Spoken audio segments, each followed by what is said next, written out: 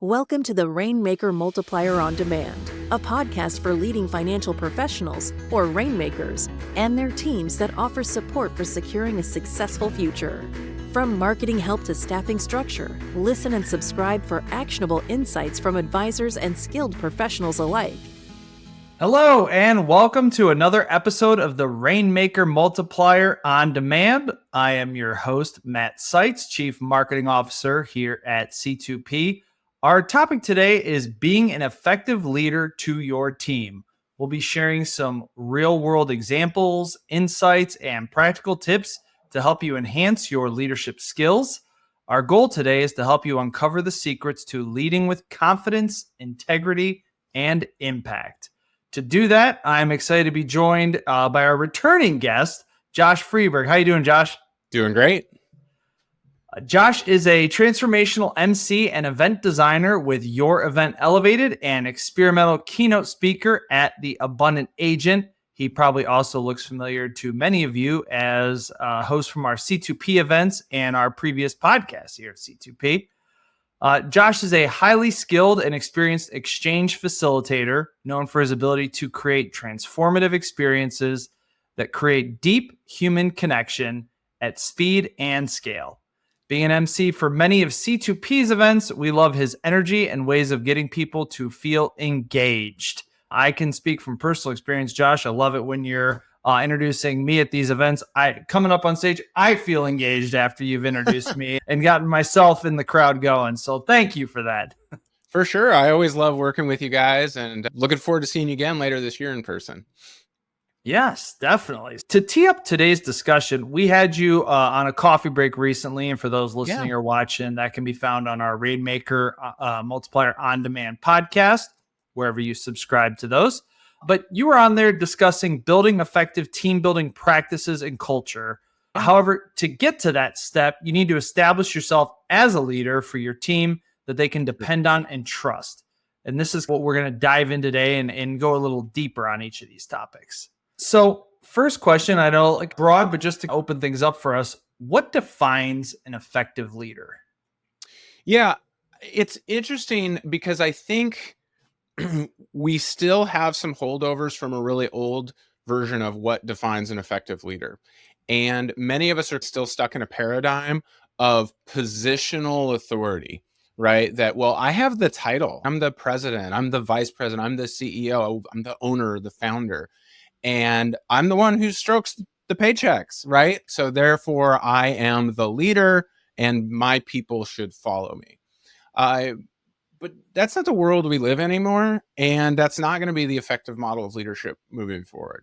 I think that what I see in terms of what defines an effective leader is, and I was thinking about this before we jumped on this today, Matt, is that there's really three pieces that I see that I think are really important. The first is a great leader has a vision, right? They simply, this is where we're going. Even if it's as simple as, hey, the family and I are going on a road trip, and we all know who the leader in that is, which is my wife. And she says, we're going to the hot springs, right? Like, I know she has a vision. And when we share our vision, people can see it, feel it, smell it, taste it. And just as important, and this will lead to our second point, they can see themselves in the vision. And so the second point of the vision that I think is really important is a good leader understands their people's whys. Said another way, I think every one of the people that you lead, whether these are employees or volunteers, which it would help us a lot actually to start thinking more the way that leaders of volunteer organizations do. But we'll set that aside for a second. When you think about all the people that are on your team, they only work for you for one reason.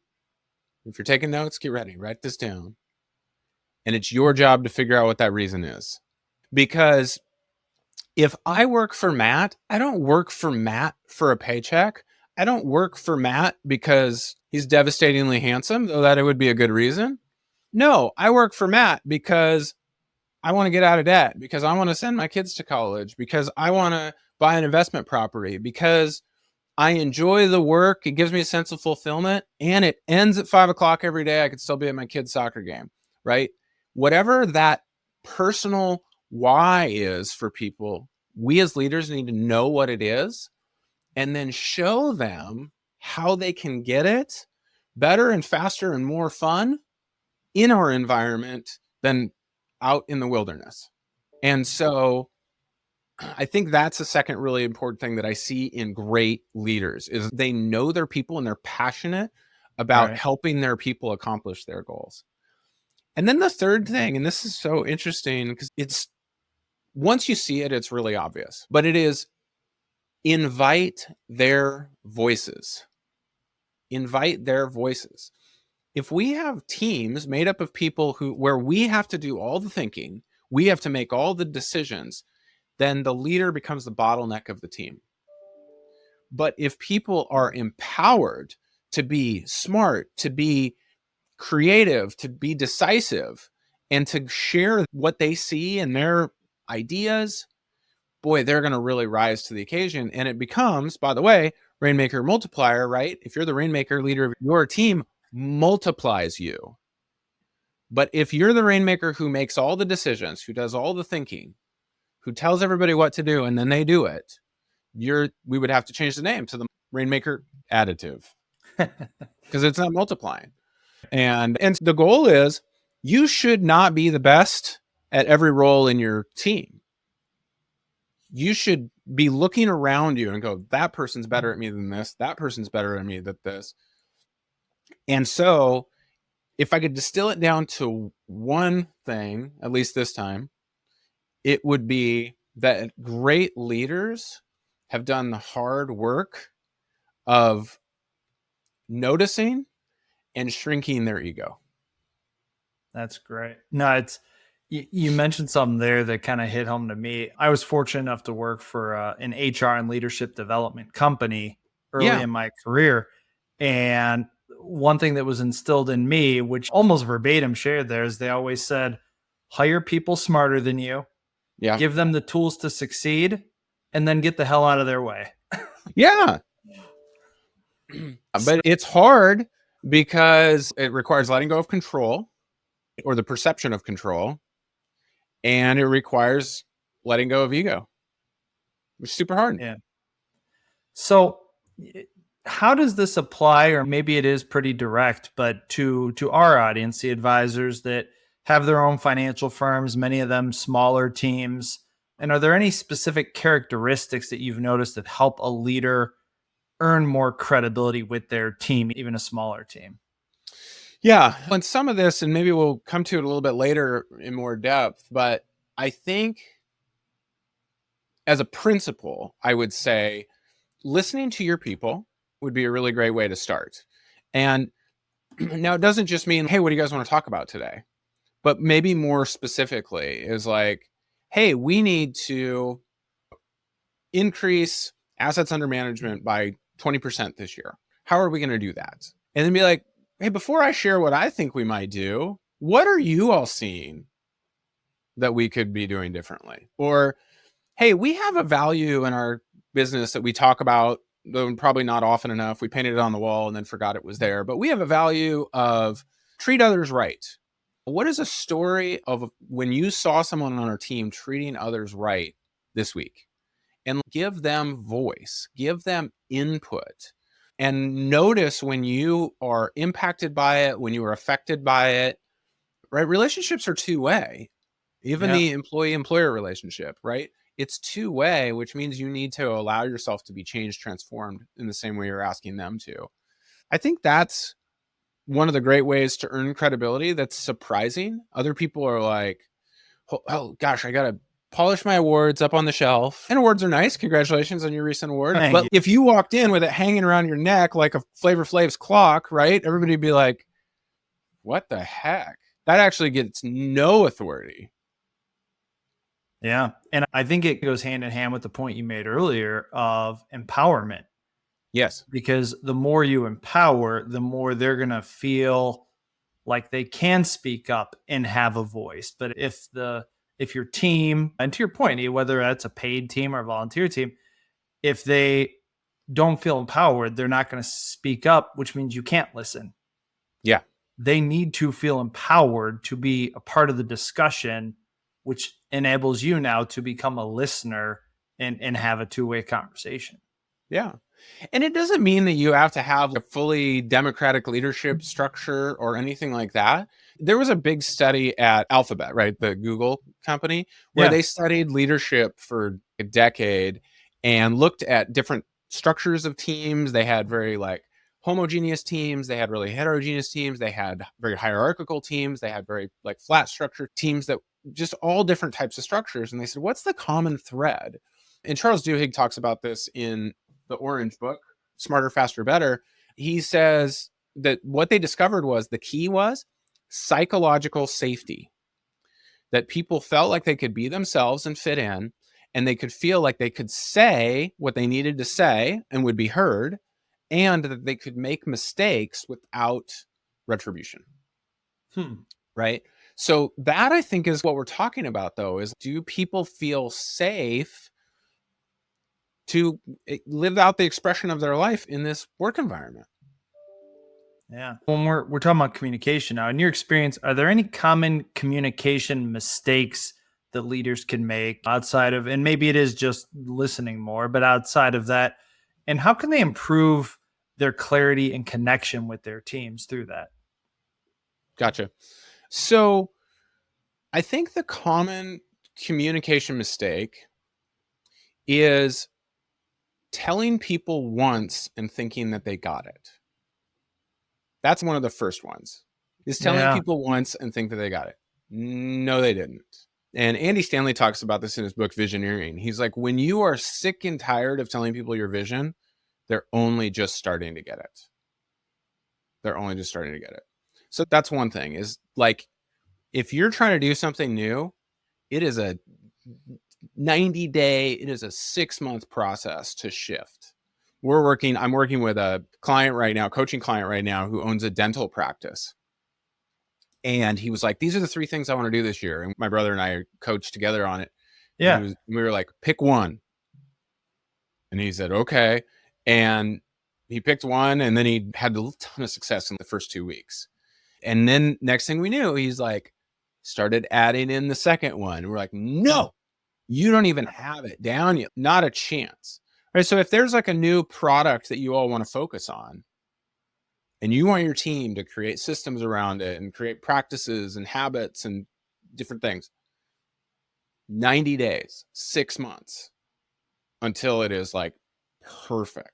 Then you can move on to the next one. I think that's one common communications mistake, is I said it once, I don't need to say it again. And I think the other thing to improve like your connection with your team, your clarity with your team, is having a really good rhythm of one-on-ones with the people that, however you've just chosen to structure it, but the 3 to 5 people that you have direct supervision over, one-on-ones. And that meeting is not about working in the business. Here's one way to think of it. It's career development for that person. Because if you take somebody and you can, by the way, you can double somebody's effectiveness, you can quadruple it, you can 10x it. That is a really good investment of 30 minutes every other week. No, that's a good way of looking at it, is not just using that time of here's what you could be working on. It's how can you, it goes back to the multiplier aspect. Yeah. The more you can help develop them, the more they are helping take care of you, take care of your customers, whatever the case may be. For sure. Yeah. And I like that point you made about repeating it. We've heard that, and I don't know if there's a science or a stat behind it, but I know we follow that at C2P with our leadership team. Make sure you've said it at least 7 times to make sure that's sunk in. So I could see how that's something that you run into a lot with that, is making sure that I don't know if that's a function of just this industry, society in general. Everything's so fast paced now that it's sometimes hard to not just say, here's what it is, here was the point, and then move on to the next thing, but make sure that it's ingrained into everyone there, part of the culture. And one way that I think is a simple way to think about it is most all of your rainmakers, most all of your leaders in your teams are salespeople at some level, right? It was probably one of the key skills they really had to learn. And so it doesn't shock them at all to have to explain to a client or a customer or a prospect 7, 8, 10. Man, I've been talking to this person for 3 years and we still aren't managing a nickel of their assets. And then it's, we got them. Why? Because you used sales techniques over time. And I'm not sure there's a huge divide between sales and leadership, right? It's both just influence. And by the way, good sales, right, isn't about, I made a sale, I'm the best, Right. whatever. It's, how do I help this person get what's best for them within the context of what I do, right? That's the same as leadership. How do I help this team member get what they want, what's best for them within the context of what we do?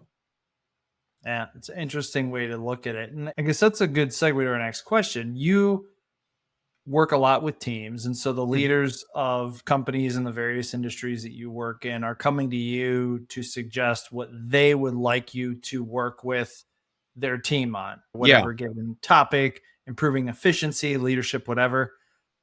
But do you find that there are times then that those characteristics or things that that need to be addressed are actually with them as the leader that need to be worked on simultaneously?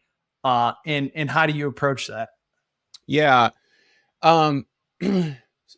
Carefully is how I approach it. I think in all of this, we're talking about two games at once, Matt. We're talking about the external game and we're talking about the interior game.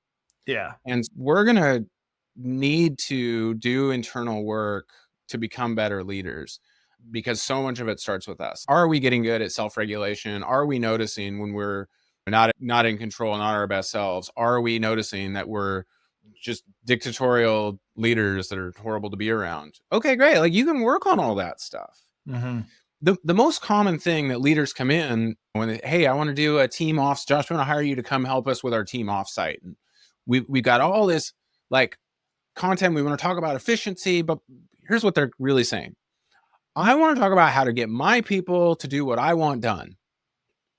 And this is where what we talked about a minute ago, we need to shift away from that and shift to empowering team members. Now, it doesn't mean that what you want to have get done doesn't get done. That's not what I'm talking about. What I am talking about that's way more significant than what they do is, and this is going back to Simon Sinek and the Golden Circle, is why are they doing what they do? Mm-hmm. Then let them build how they do it to get to the what that you want done, right? And that requires equipping people, and it requires letting go of some of the hows, letting go of what's the system that it needs to be done with, what's the process or procedure.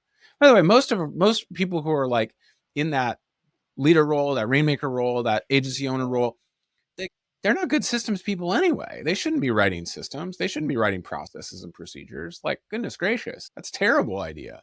It's let them figure out how to do it. And I think the other thing is a leader of a company. And like you said, leader doesn't necessarily always mean CEO. Doesn't necessarily just come with a title, is being vulnerable enough to ask for that feedback from your team of the areas that you need to work on as a leader. I want my team to say, hey, I think we should be approaching it this way, or hey, I have an idea that we could be doing that differently, and create that open communication. But with that, you got to be vulnerable as a leader. Absolutely. And it's interesting because, again, like, we live with this inherited culture of the leader has to be perfect, right? And so we feel like we have to show up as, we got to be first in, the last out. We've got to be, never make mistakes, never show weakness. Just harkening back to the dentist, this is one of the reasons dentists have such a hard time. They actually have one of the highest suicide rates among professionals. And I think part of it is they always have to be godlike in everything, right? They always have to be right. They can't make mistakes or they risk medical malpractice. They have to have the right answers. And then they take that on the clinical side and they take that over. And by the way, you have some of those stresses in your life too, right? You're like, uh-oh, I picked the wrong asset for these folks. There's a lot of fear that's related to that. So you have to be able to speak with like confidence and boldness and all these things. Then you take that same thing to like leadership, and leadership doesn't have right answers, right? It has wrong answers, but it doesn't have a right answer, right? It's, here's this complicated web of humans and robots, whatever. No, this complicated web of people and circumstance and all that we're trying to create together. How do we do it? How do we do life together in this way that we're spending 30, 40, 50, 60 hours a week together? You do have to bring a lot of vulnerability and humility to that. Now, that doesn't mean like you have to share every mistake that you made or everything like that. Yeah. But I think what it does mean is to, one, apologize when you're wrong. Have the humility to say sorry when you know you screwed up, right? If you mistreated somebody in your team, apologize for it. That'll do, by the way, that'll do way more good than most anything you could do, right? And then share what you're learning and how you're growing. And that, I think, emboldens people to work on their own growth journey and their own learning journey as well.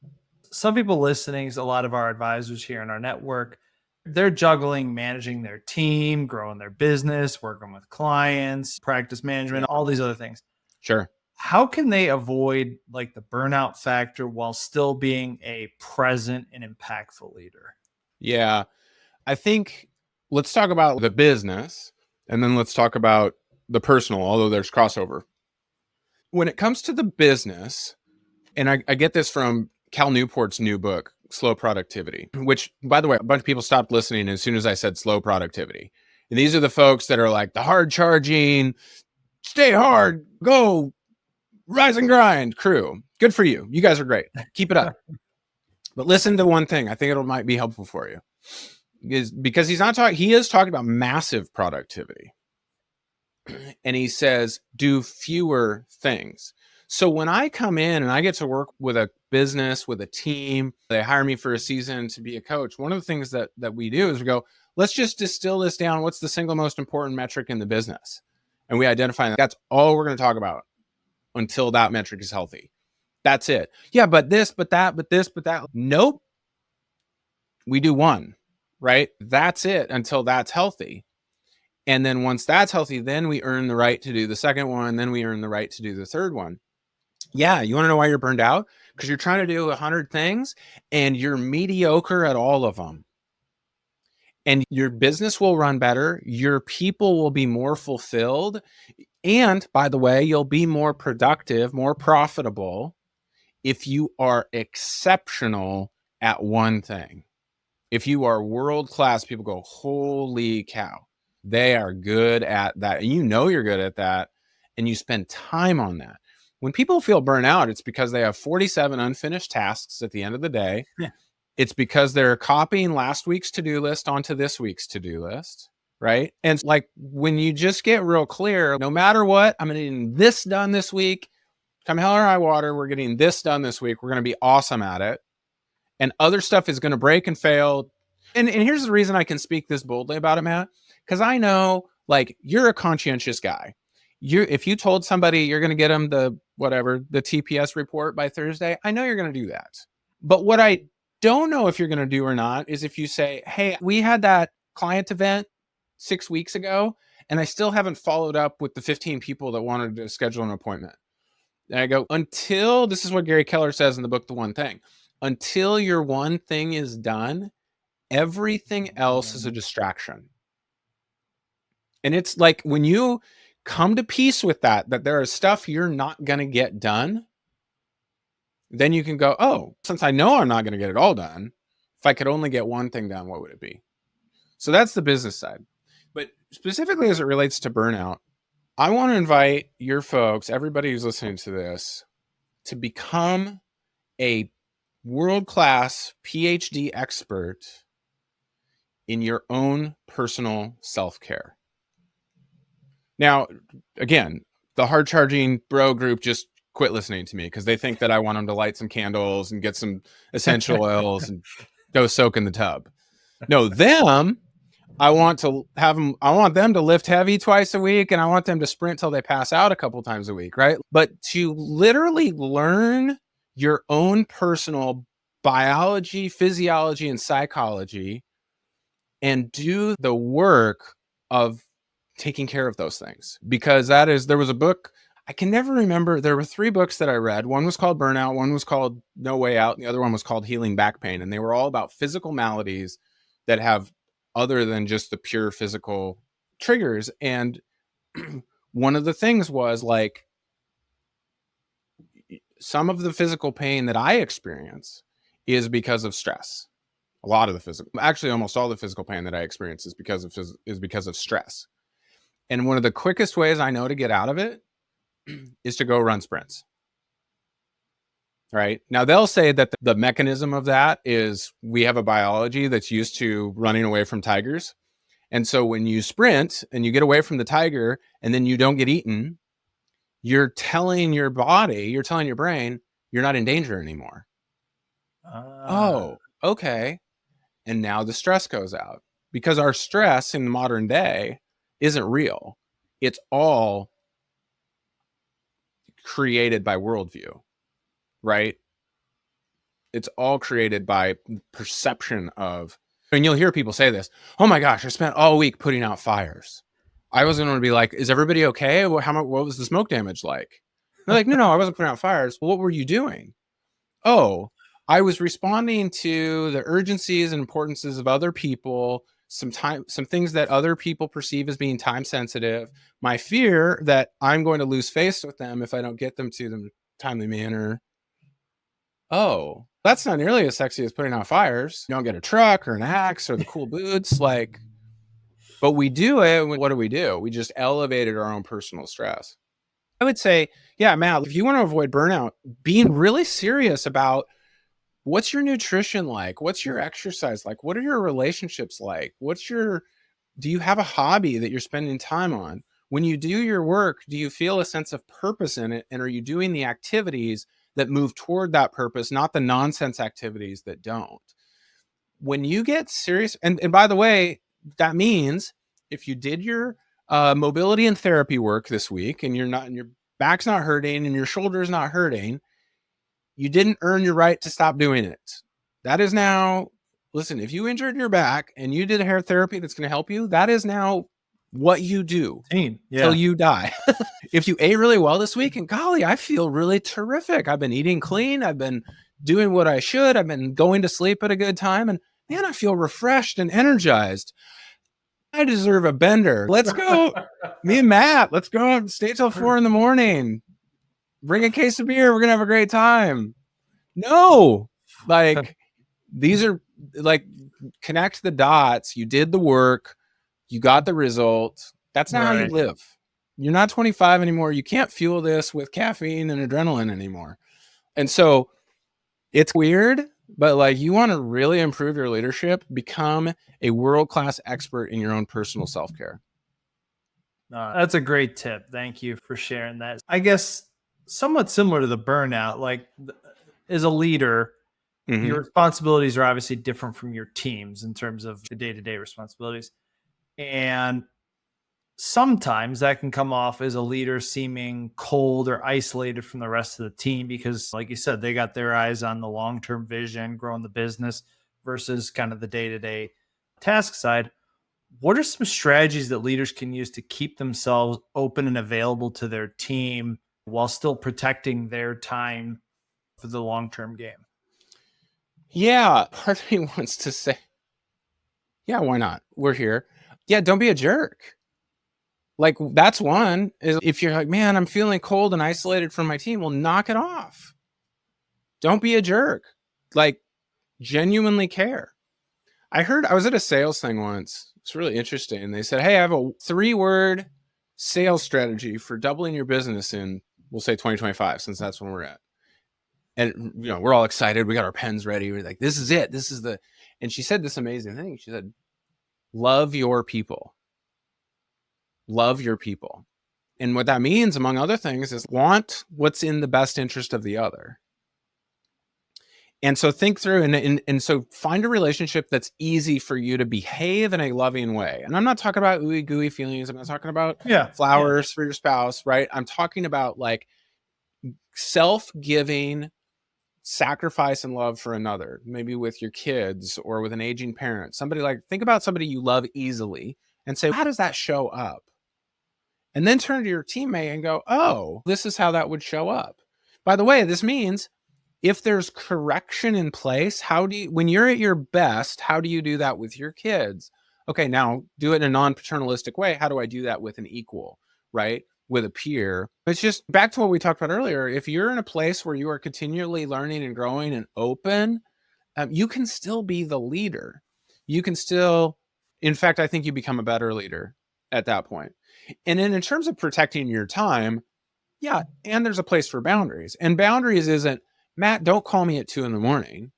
Boundaries is, hey, Matt, if you call me at 2 a.m, you're going to find out that I don't have my phone on. Or if you call me at 2 a.m, I'm going to block your number. Something like that. It's, this is the action I will take if you commit this offense. That's a boundary. A boundary is not, Matt, don't call me mean names. It's, Matt, if you call me mean names, I'm walking out the door and never coming back. And so that's where, if somebody is struggling, where they're like, I'm nervous about feeling too open, too like on boundaries. If you don't like people coming to your house, don't invite people over to your house. That's not a requirement of the type of leadership we're talking about. If you're like, no, I like my fortress of solitude, and the only people get come here are my family. Like, okay, cool, do that. But if you're like, I like getting together with my team in these third places, then do that. You know what I'm saying? It doesn't require that everybody has to be your bestie on your team.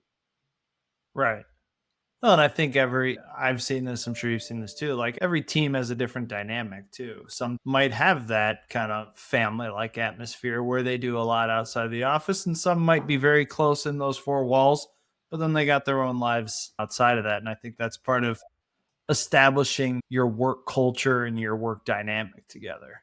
So I guess the next part of that would be, leadership can then involve some tough decisions and conversations with team members, whether it's performance, compliance, client issues, things like that.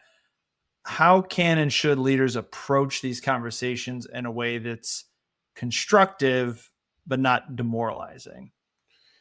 Yeah, that's an interesting question. And part of it, I think, goes back to what I was mentioning a moment ago, is love your people. So if you frame that conversation in that way, what am I doing? What's best for this person? Right. And then here's the thing, among the options of what's best for this person might be, this is the way my brother likes to say it, releasing them to the free market economy, right? Which is, and by the way, we've just coached one of our business clients through letting someone go on their team. And Matt, you've heard this story 1,000 times, right? And the team member was relieved when they got fired, right? And this is always another question. When someone leaves your team, when is the party? Is the party, are they at it? Or is the party after they leave? Right? Is the party like, oh, we're so sad to see you go? Or, oh, we're so glad to see you go, right? Like, if someone's not a great fit, it's not loving to continue to shoehorn them into that. It's a two-way relationship all the way through to the end. Yeah. All the way through to the end. But when it comes to tough decisions, you are not serving anybody by letting someone continue to fail and flail, right? That if they are not performing, they know it. And like one of the sales teams that I used to lead, and a really great leader shared this with me. I had high performers on my team, I had low performers on my team. And he said, this is what everybody gets wrong. They praise the high performers, they encourage them, and then they chastise the low performers and they're constantly punishing them. He said, don't do it. Go to your low performers and be like, listen, it's not a secret that they're behind. It's not a secret that they're failing. They know it better than you even know it. So then build a plan for growth and improvement, the way you would for anybody else, the way you would for yourself, and by the way they've done for themselves in the past, right? It could be very simple. If I'm coaching you, Matt, it's, hey, Matt, clearly you're not getting this project done in a timely way. I want to help you through that. But before we do that, tell me a story of a time when you like set a goal for yourself and you created an action plan to get there and you succeeded, right? And you're going to tell me about the time that whatever, you wanted to make the basketball team. And so you made 100 jump shots a day for 6 months and you blah, blah, blah. And you're like, that's awesome. Cool. We're going to do that same process that you're already an expert at. And we're going to apply that to completing this project and then help you design it. And then this is really counterintuitive. Lower the bar for people. And the reason it's counterintuitive is we want to aim for the stars and you might hit the moon. We want to aim high. Oh, cross it off and double it, 10x, whatever. Because, yeah, but the person who's failing, like, that's discouraging to them. And so what would it look like to say, hey, just for the next 2 hours, this is what I want you to accomplish. Clear the decks, don't do anything else. 2 hours. I'm going to come talk to you in 120 minutes. 120 minutes. Did you do it? Awesome. High five. What's the next 2 hours look like? Perfect. And by the way, that's not micromanagement, right? That might be micro encouragement. There's a word. Yeah, There's a phrase. I was going to say it's the opposite. Yeah. Yeah. And then it's okay. They're winning. Now what they've earned the right for twice a day instead of 4 times a day. Great. You're winning. High five. Congratulations. We're going to get there. You're going to get this project done. Hey, how about we just check in once a day, 3 minutes, right? And we help them get there. But I would say when we see people failing, in order to protect ourselves in the relationship, one of the things we do is we like to find a way to blame them. And we typically want to think of it, if they're not being accountable to the actions they said they would do, or they're not able to do it, we typically assign that to a character flaw. And my invitation is to maybe consider it a skill issue. That it's not that they have bad character, right? They had good character a month ago. They had good character when you hired them. Like, what's changed? They may be into a place of, and I'm using this word technically, not rudely, of incompetency, a place where they're not competent at the thing we're asking them to do. Great. That means it can be learned. Or, by the way, it can't by this person and they're not the right person for it. Do we assign that task to a different person? I know the job description said they would do it, but do they have to? We just had a client do this a couple weeks ago where she asked her team members, what are you amazing at? And what do you never want to have to do again? And it turned out these 2 team members had complementary skills. So they were both doing tasks they hated that the other person was really good at. So we're like, switch. Yeah. But that's not the natural fit for that position. So, then rewrite the position, which is what she did. And it went really well. Yeah, that's what we do a lot. We've shared it with EOS here at C2P and at JL Smith.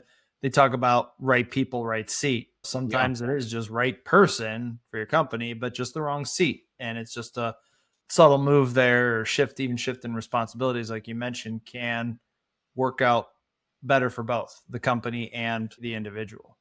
Yeah. So, Josh, I guess we kind of land the plane here. Any last pieces of advice that you want to share on effective leadership that you think would be beneficial to our audience in closing? I think the biggest encouragement that I can give to anyone here is that leadership is a skill. And the reason I use that phrase is it means that you can get better at it.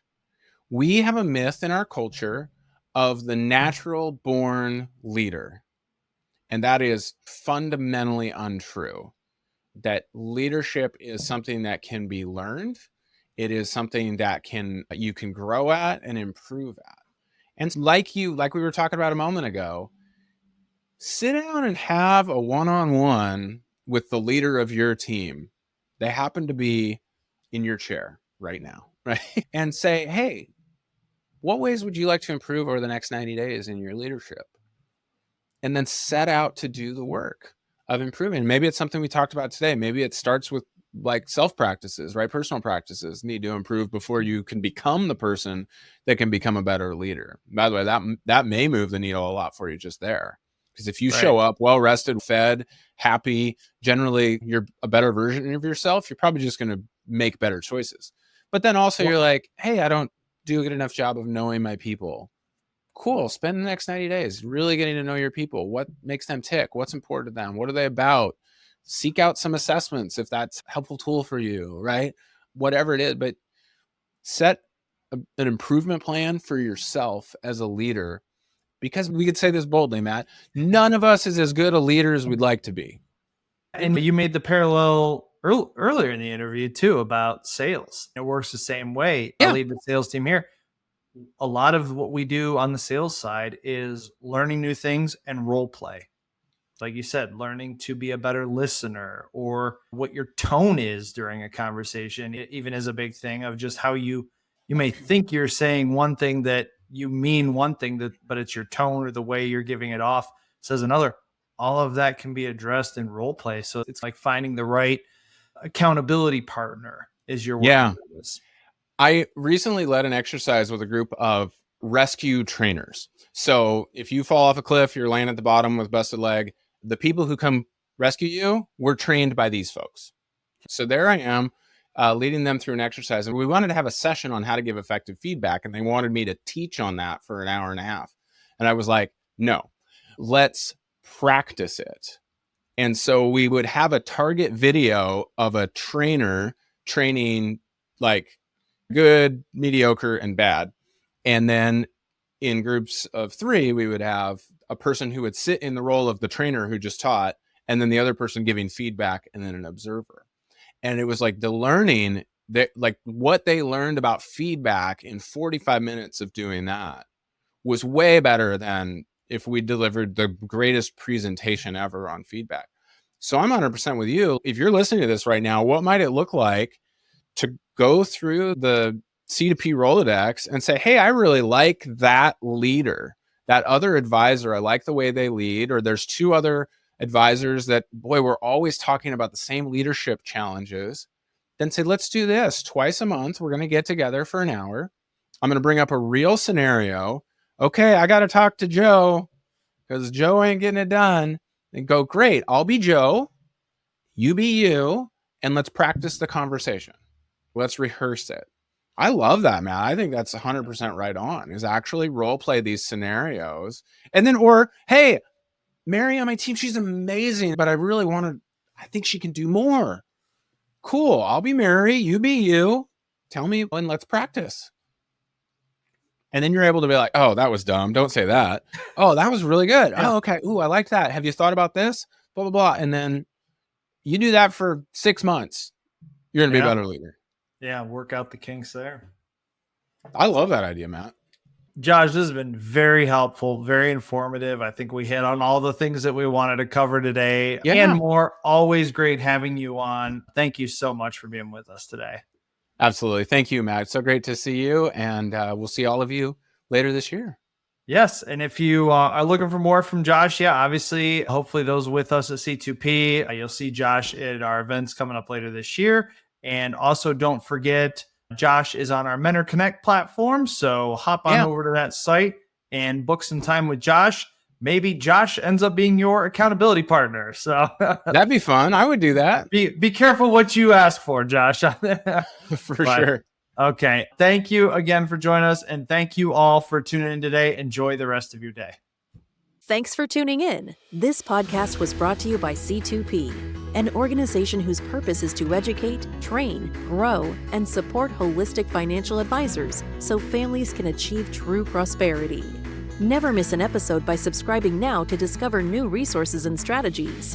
Visit c2penterprises.com to learn how we can help scale and secure your business. At the time of delivery and any subsequent publishing, information was deemed reliable, but is subject to change by the time of listening or viewing. The contents of this piece include options and projections of C2P, are subject to change, and are for informational purposes only. The information provided in this presentation is not intended to be individual investment, tax, or legal advice.